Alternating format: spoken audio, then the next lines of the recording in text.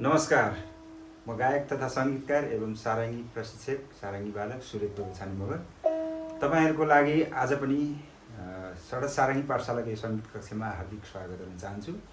मेरा आदरणीय गुरुजीहरूप्रति कोटि वन्दना, सम्पूर्ण सारङ्गी प्रेमी एवं गीत सङ्गीतका पारखीहरूप्रति हार्दिक नमन व्यक्त गर्दै आज फेरि पनि तपाईँहरूको माझमा मैले एउटा जुन हजुरहरूलाई यो अघिल्लो एपिसोड भागमा मैले जुन वचन दिएको थिएँ त्यसलाई पुरा गर्नको लागि आज उपस्थित भएको छु। र मैले हजुरहरूलाई के भनेको थिएँ भने त्यो यो के अरे माथिमा माथि त्यो काली लेखमा भन्ने गीत छ, त्यसलाई चाहिँ मलाई सा मानेर, मलाई चाहिँ साको आधार मानेर त्यो गीतलाई कसरी बजाउने भन्ने कुरा मैले अघिल्लो भागमा राखेको थिएँ। र यदि नयाँ हुनुहुन्छ त्यो हेर्नु भएको छैन भने हेर्नु होला। र अहिले चाहिँ म तपाईँहरूको माझमा चाहिँ त्यो मलाई चाहिँ अर्को पको तारमा लगेर कसरी बजाउने भन्ने कुरा चाहिँ म लेसन गराउन चाहन्छु। र तपाईँहरूको लागि पहिला चाहिँ ट्युनिङ गर्न जान्नुपर्दछ है। ट्युनिङमा चाहिँ अब के छ भने यसमा अहिले हामीसँग के छ, प सा सा प छ, प सा प के छ, बिचको दुईवटा तार सा, छेउछेउको प, एउटा लो प एउटा मिडिल प। अब यो सालाई हामीले एक स्केल माथि चढायो भने छेउको प चलाउनु पर्दैन हैन। यो जुन सा चाहिँ तपाईँको सा जीमा छ भनेदेखि, यदि जीमा छ भने यो छेउछेउको चाहिँ डीमा डीमा छ, बिचको जीमा छ भने अनि तपाईँले के गर्नु पर्यो, जीलाई बिचको दुईवटा यो जुन एउटै स्वरको तार छ त्यसलाई एमा लानुभयो भने फेरि त्यो मिल्छ सेट है। अथवा त्यो गर्नु भएन भने यो छेउछेउको डीको तारलाई चाहिँ के गर्नु सकिन्छ, एक स्केल तल जानु सकिन्छ। अब यो यदि जीमा छ, यो छेउको चाहिँ डीमा, प चाहिँ डीमा थियो भने त्यसलाई सीमा ल्याउनु पर्यो। अब के हुन्छ, सी जी सी। अब के हुन्छ, पहिला प सा प थियो, अब अहिले सा प सा हुन आउँछ है। अब यो हामी त्यसरी हामी मिलाउनुपर्छ। अब त्यसको लागि हामीले यदि ट्युनर छैन भने यसको आधारमा मिलाउनु, यो म छ नि, म नोट चाहिँ यो पको तारमा ल्याउनु पर्छ।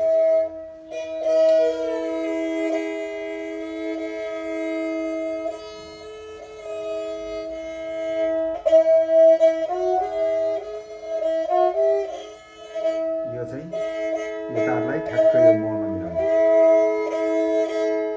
अब यताको पनि मिलाउनु पर्छ।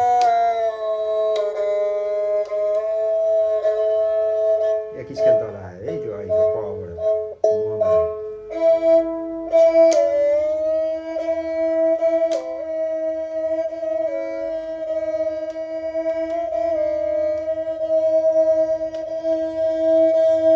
अब यो दायाँ बायाँको तार चलाएपछि बिचको पनि हल्लिन्छ, त्यो कारणले गर्दा त्यसलाई फेरि ठाउँमा ल्याउनको लागि अलिकति ट्युनिङमा ध्यान दिनुपर्ने हुन्छ।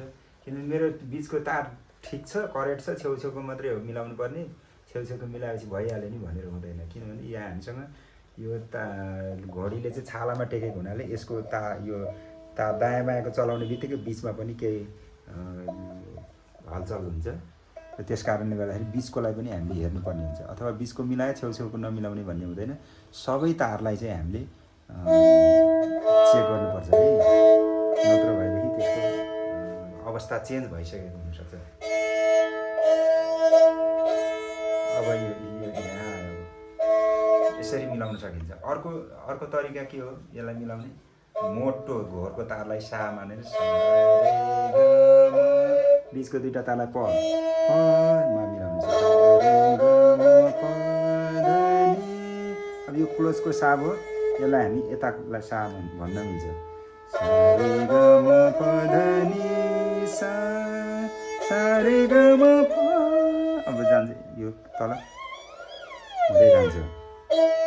यो दुई तरिका भयो मिलाउने। एउटा के भयो, जुन हाम्रो पहिला सा प थियो त्यो छेउछेउको पलाई हामीले ममा ट्युन गऱ्यौँ, एक स्केल तल झार्यौँ होइन। अब त्यसरी सम्झिन सकिन्न भनेदेखि हामीले यो घोरको मोटो तारलाई सा मान्ने, बिचको दुईवटालाई प र अनि उताकोलाई पनि सामा, त्यसरी ट्युनिङ गर्नु पनि सकियो। अनि अर्को तरिका के छ, यो यदि छेउछेउ यो प सा प थियो भने, प सा सा प थियो भने फेरि यो प दुईवटा प तारलाई चाहिँ म त्यहीँ जहाँको त्यहीँ राख्छु, बिचको तारलाई मात्रै मिलाएर ट्युनिङ गर्छु भन्ने भयो भने चाहिँ यदि तपाईँको यो जीमा छ भने एमा लाने, एफमा छ भने जीमा लाने होइन, ईमा छ भने एफ सार्पमा लाने, एक स्केल माथि लानु पऱ्यो अनि त्यसरी त्यो सेटिङ मिल्छ। त्यसरी चाहिँ हामी बनाउँछौँ।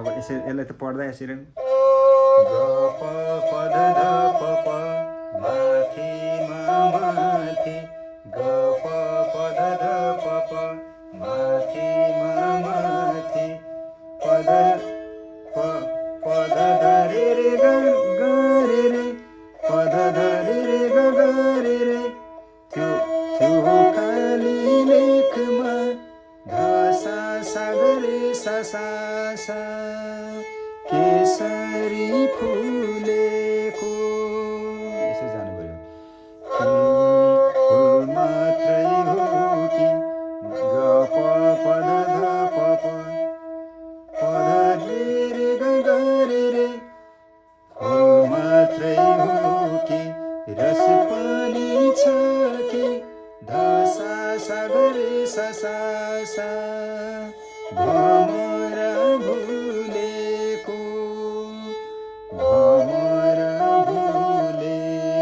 मेरो लैलै भमरा भुलेको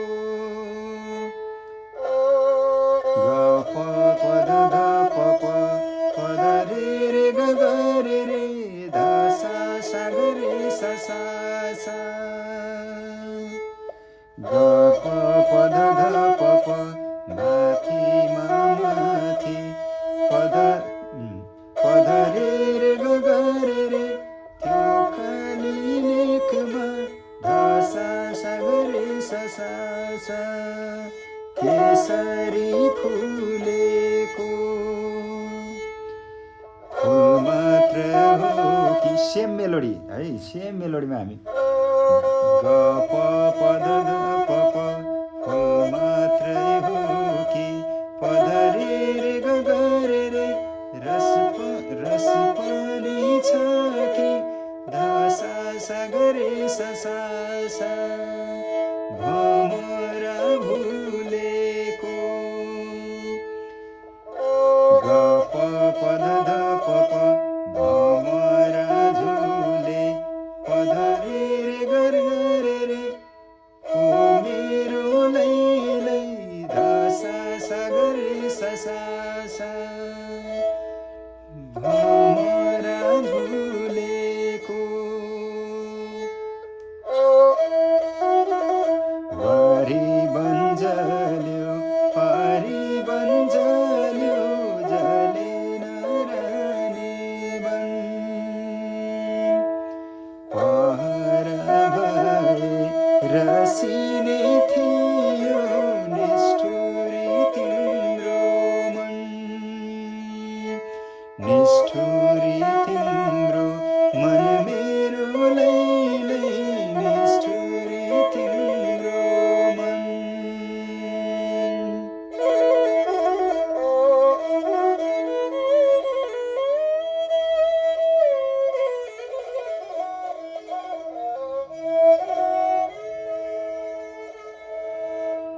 र यसलाई चाहिँ यसको नोटेसन रहेको छ यसरी। यसलाई कपी गर्नु पहिला होइन, मजाले लेख्नु। यो मैले भने नि यो अघिल्लो भागमा पनि मैले धेरै जानकारी गराएको छु। यसलाई चाहिँ क्लियर लेख्नुपर्छ है, यो ड्यासहरू यसको मात्रा एकदम नछुटाइकन सबै लेखेपछि मात्रै यो हामीले 6/8 बिटमा झ्याउरे तालमा हामी बजाउन सक्छौँ है। यसलाई त क्लियर गर्नु अनि त्यसपछि ठ्याक्क अगाडि आफै देखिने ठाउँमा टक्क राखेर अनि यो हेर्दै मजाले सारङ्गीमा प्र्याक्टिस गर्नु होला है त। ल ठिक छ। अब तपाईँहरूलाई यो मैले अघिल्लो भागमा मलाई सामानेर बजाउने र मलाई सामानहरू बजाउने अब त्यो मको चाहिँ के थियो भने नेचुरल हाम्रो जुन सारङ्गीको प सा पको ड्युरिङमै मलाई सामानहरू बजाउने थियो। अहिले चाहिँ मैले के भने सालाई नै सामान्य, तर के त माथिको यो पलाई चाहिँ सामान्य है, यो पको तारलाई सामान्य अनि यसलाई सा प सामा आयो, सा प सा यसरी आयो। र यसको ल्यान्डिङ पोइन्ट चाहिँ यहाँ यो सानो तारमा हुन्छ है। यो कारण के हो, मन्त्र सप्तकमा धेरै नोट आएको हुनाले यसलाई हामीले मन्त्र सप्तकको नोट ल्याउनको लागि यसलाई सामानेको यसरी चाहिँ बुझ्नुपर्छ। र यो तरिकाले हामीले यो गीतलाई चाहिँ मैले दुई तरिकाले चाहिँ तपाईँहरूलाई अवगत गराएँ।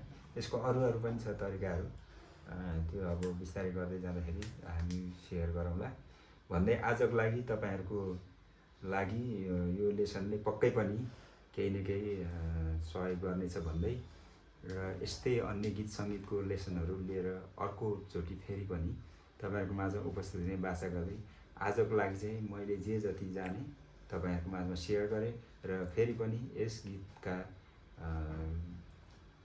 सर्जक एवं गायिका वरिष्ठ गायिका दिदी कविता आलेज्यूप्रति कोटी नमन वन्दना र यसका